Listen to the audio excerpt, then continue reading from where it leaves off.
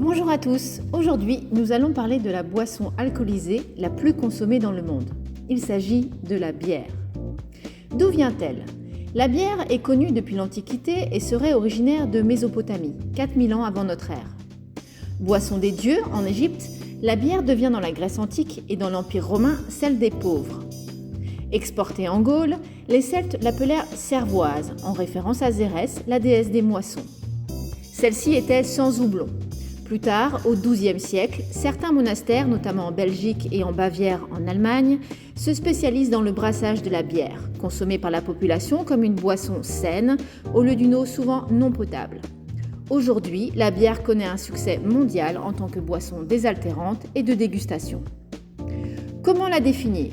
La bière est une boisson obtenue par fermentation alcoolique d'un moût de céréales, principalement de malt, qui est de l'orge germée, additionné de houblon, d'eau potable et de levure. Aujourd'hui, on compte près de 320 types de bières différentes produits sous quelques 40 000 marques. À partir de cette définition, nous pouvons en tirer les principaux ingrédients. Il faut donc de l'eau, beaucoup d'eau. Les bières en sont constituées à 90%. Mais également de l'orge. C'est l'orge maltée qui déterminera la couleur et le goût de la bière. Le houblon, quant à lui, donne son goût amer. Enfin, les levures transforment les sucres en alcool et en gaz carbonique. Certains brasseurs rajouteront à cette équation eau, orge, houblon et levure des épices telles que la coriandre, chanvre ou du miel et même des fruits. Comment la fabrique-t-on ? La bière se fabrique en 7 étapes. La première étape est le maltage. Celle-ci correspond à la germination de l'orge ou des autres céréales. Le grain est trempé dans l'eau tiède pendant 2 à 3 jours avant d'être étalé en fines couches de 10 cm sur le sol d'un germoir. La germination a lieu au bout d'une semaine. Ensuite, le grain est desséché en étuve ou grillé. La seconde étape est le brassage de l'orge maltée. Le grain est pesé, broyé et mélangé à de l'eau. La pâte ainsi obtenue est chauffée à 75 degrés tout en étant brassée, c'est-à-dire remuée. La troisième étape est le houblonnage. Le mou obtenu est filtré et porté à ébullition pendant 2 heures.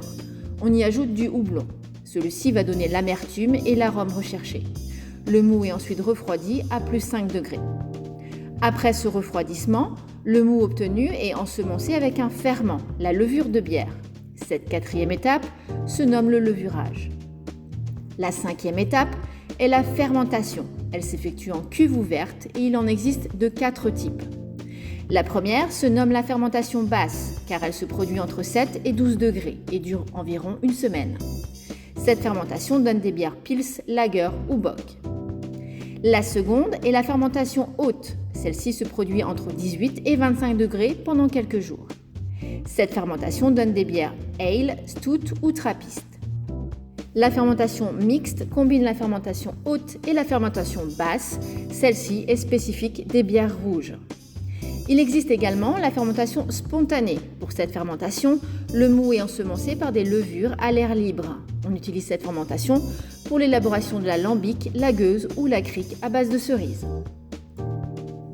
À la fin de cette fermentation, qu'elle soit basse, haute, spontanée ou mixte, la bière mûrit en cave pendant 4 à 8 semaines. C'est l'étape d'affinage. Les fûts étant fermés, les gaz carboniques se dissolvent et se transforment en mousse.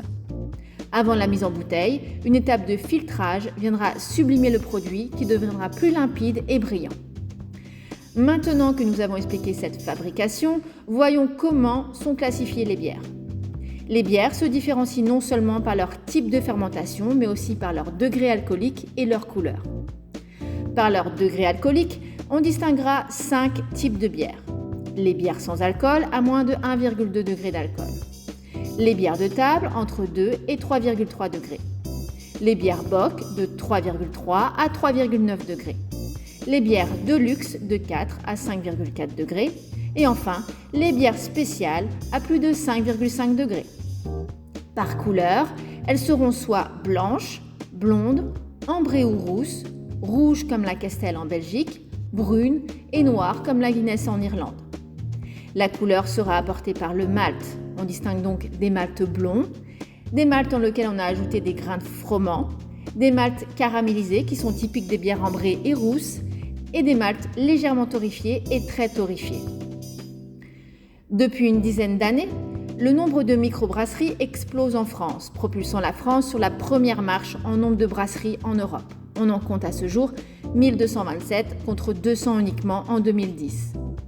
Historiquement, les deux principales régions françaises productrices étaient l'Alsace et le Nord. Au niveau Europe, les 7 principaux pays producteurs sont l'Allemagne, le Royaume-Uni, la Pologne, l'Espagne, les Pays-Bas, la France et la Belgique. Au niveau des exportations, ce sont les Hollandais, les Belges et les Allemands qui exportent le plus. Quant à la consommation, ce ne sont ni les Allemands ni les Belges les plus gros consommateurs, mais les Tchèques. La France, en tant que nation vinicole, n'arrive qu'à la 29e position. Il existe 40 000 marques dans le monde. Nous ne pourrons bien évidemment pas toutes les citer. Néanmoins, nous retiendrons en France la Kronenbourg et la Grimbergen. En Allemagne, la Spaten, la Löwenbräu et la Paulaner. En Belgique, la Jupiler, la Leffe, la Gueuze, la Chimay et la Hoegaarden. En Angleterre, la Foster et la Carling. En Irlande, la Guinness. Et en Hollande, l'Heineken et l'Amstel. Au niveau légal, la bière est une boisson fermentée non distillée. Pour pouvoir la vendre, il faudra donc disposer de la licence 3. Celle-ci sera affichée à l'extérieur du débit de boisson. Dans le cadre d'activités de restauration, le restaurateur devra être titulaire de la petite licence en restauration sur place ou à emporter. De plus, l'affiche prônant la protection des mineurs et la répression de l'ivresse publique devra compléter ce dispositif visible par la clientèle. La partie légale expliquée, passons à la culture mercatique autour de ce produit. En effet, à chaque bière, nous aurons son verre et son sous-boc. Concernant les verres, nous aurons la pinte. Celle-ci est principalement utilisée pour les bières anglaises, irlandaises comme la Guinness. La tulipe, celle-ci convient pour les bières blondes et les bières aromatisées. Le calice est principalement utilisé pour les bières trappistes et les bières d'abbaye. Le ballon est inspiré du verre à ballon pour servir le vin. Il est recommandé pour les bières brunes comme la Delirium ou la Chimay bleue. Le col est resserré pour concentrer les arômes. La chope est tout simplement emblématique. En effet, lorsqu'on souhaite représenter de la bière, c'est souvent dans une chope qu'on la dessine. Très utilisée pour les bières allemandes, elle est le verre qu'on utilise pour l'Oktoberfest, la fameuse fête de la bière de Munich. Mais attention, les chopes utilisées pendant la fête sont des masses qui peuvent contenir 1 litre. La Weissenbecher est utilisée pour les blanches allemandes caractéristiques comme la Erdinger, la Paulaner ou la Spaten. On peut y verser jusqu'à 50 centilitres de bière. La flûte sera idéale pour les bières de type Pils. Sa forme longue, fine et conique peut à la fois être avec ou sans pied. Il existe également quelques verres iconiques par leur originalité. Tout d'abord, nous avons la botte. Ce verre existe depuis plus de 150 ans. La légende dit qu'il y a très longtemps, un général allemand avait promis à ses soldats que si la prochaine bataille était gagnée, il boirait de la bière dans sa botte. Malheureusement pour lui, la bataille fut gagnée. Ainsi, pour éviter de boire une bière aromatisée odeur de pied, il avait fait réaliser un verre en forme de botte. Le yard glass, comme son nom l'indique, ce verre fait 1 yard de long, c'est-à-dire 90 cm, et comporte un bulbe à la base. Il est principalement utilisé pour les jeux à boire dans les pubs anglais ou comme rite de passage à l'âge adulte en Nouvelle-Zélande. Le Kwak tire son nom de son brasseur d'origine Powell Kwak, qui tenait une auberge dans la province flamande en Belgique à la fin du XVIIIe siècle. Sa clientèle était composée de cochers et de cavaliers. Il eut donc l'idée d'inventer un verre du cocher en forme de sablier permettant aux cochers de boire leur bière Kwak depuis leur diligence sans qu'elle se renverse. À chaque bière, sa contenance. Les moins généreux en Europe seront les Italiens, servant leur bière dans des verres de 200 ml, contre les 568 ml de la pinte britannique. Hormis ces différences nationales, il existe 7 contenances principales. La plus petite est de 12,5. Elle correspondra à la moitié d'un demi-français. Elle se prénommera galopin, bock ou wallet. Attention, un demi-français n'est pas équivalent à un demi-litre, mais seulement à 1/4 de litre. Pour la contenance de 25 centilitres, ce sera donc un demi ou un double wallet.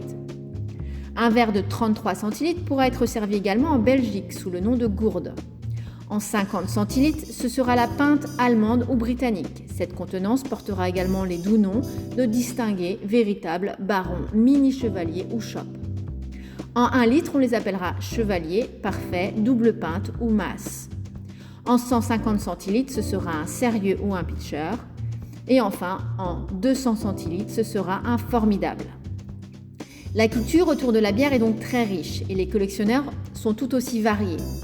Les collectionneurs de sous-boc s'appellent les cervalobellophiles. Les collectionneurs de capsules de bière s'appellent les cervacapsulophiles. Les collectionneurs de verres à bière s'appellent les gambrinophiles. Les collectionneurs de tous les objets relatifs à la bière s'appellent les thégestophiles. Chaque bière aura également sa température de service. Une blanche sera servie à plus de 4 degrés. Une blonde se servira entre 4 et 6 degrés. Une spéciale entre 6 et 8 degrés. Une ambrée entre 8 et 9 degrés. Une brune à plus de 10 degrés. Lors du service, il conviendra d'utiliser le bon verre et le bon sous-boc. Le verre sera rincé à l'eau froide et ne sera pas essuyé pour que les bulles ne s'accrochent pas à la paroi du verre. Pour une bière pression, il faudra incliner le verre afin que la bière glisse lentement le long de sa paroi, puis redresser le verre au fur et à mesure qu'il se remplit. Versez les dernières gouttes à la verticale pour former un chapeau de mousse compact de 3 à 4 cm de hauteur. Dans le cas d'un service en bouteille, il conviendra de ne pas toucher le verre avec le goulot. Le verre sera incliné à 45 degrés et la bière doit couler tranquillement sans secousse.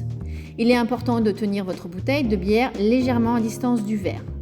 Arrivé aux 3/4, il faudra laisser reposer le verre et mélanger la levure restant dans la bouteille.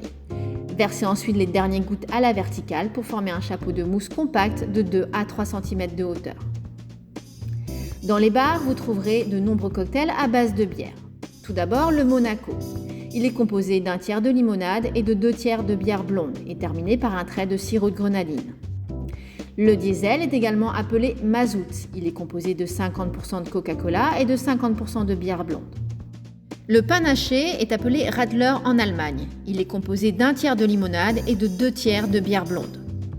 Le Black and Tan est composé à 50% de bière noire et 50% de bière ambrée. Le Black Velvet est élaboré avec 50% de bière brune et 50% de champagne. Enfin, le Tango est une bière blonde dans laquelle on a rajouté un trait de grenadine. Quant au concept de la bière de mars, celle-ci est élaborée avec de l'orge d'été, du houblon d'automne. Elle mûrit en garde l'hiver avant d'être mise sur le marché dès le début du printemps. Et voilà, que cela soit pour la partager entre amis ou l'utiliser en cuisine pour apporter de la légèreté à vos gaufres ou attendrir votre viande braisée, la bière est un produit naturel aussi complexe et riche en arômes que le vin. À vous d'en explorer toutes les couleurs. Bonne dégustation et à bientôt!